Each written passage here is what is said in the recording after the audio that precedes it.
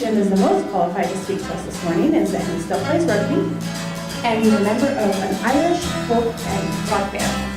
Thank you. Good morning, everybody. Good morning. Here we go.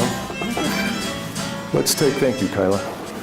Let's take a trip down memory lane. Let's go back into the 20s, the 30s.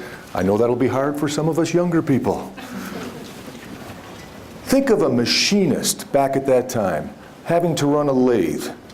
Had to be highly skilled, had to know how to use tools, had to be comfortable with things spinning around and might have things blow up in their face at different times. What does it take today to be a CNC operator?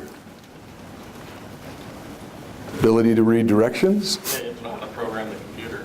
Know how to program the computer? And we get to another point where someone else might program them and we know how to push a button. Little difference in the skill set. Penmanship. Do you realize that right now there are some of the schools not teaching penmanship? Now that's interesting, so just think about that in terms of the skill set that's changed. Not good or bad, just the difference that's there, okay? If you ever saw Ford's pictures of their accounts payable department, again, back in the 30s or 40s, what would it look like? It'd be a bullpen of 100, 150 people, desk to desk to desk, moving paper, approving stuff, and passing it on to one another. Today, what does it look like? EDI, people not touching paper anymore. And that big bullpen that we've seen has shrunk drastically. When we think of those, what is the implication to us? We look at the evolving role of us as whether we're accounting manager, a controller, or a CFO. It has changed drastically.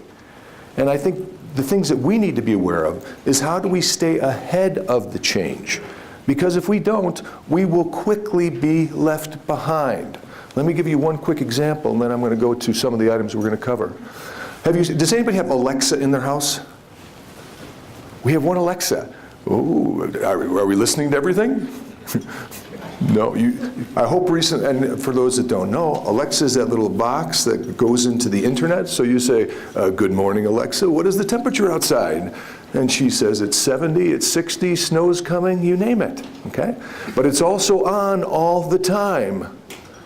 It's also one of these items that is now in a legal action, I believe it's Arkansas, where they're trying to understand, did the husband murder the wife? And what the police want to do is go back into all the recordings and let's hear the items to find out. All of a sudden we bring that into our house. I believe that Alexa is Alexa CFO of the future. Because as we look at the change of our jobs, it was manual, it was transaction-based. Now it's something much broader, which is what we're going to delve into. But all of a sudden, I think of QuickBooks. I think of TurboTax. TurboTax put a hole in the CPA practices. Now the CPAs could say, well, this is kind of good. I didn't want to do those smaller ones.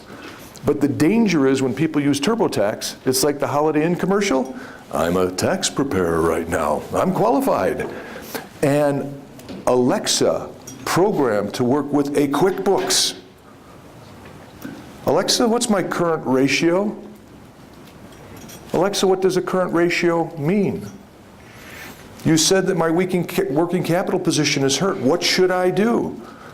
Now, if you think that's challenging, compare and contrast that to our driverless trucks that are going down the road with 40 and 50,000 pounds. And I think what has made us safe to this point in time is the fact that we are the tail. And someone really doesn't care that much about us because they're worried about the driverless semi. They will get to us. And the issue then is, are we prepared for this? And if we're not, I think it's going to be kind of a different world for us.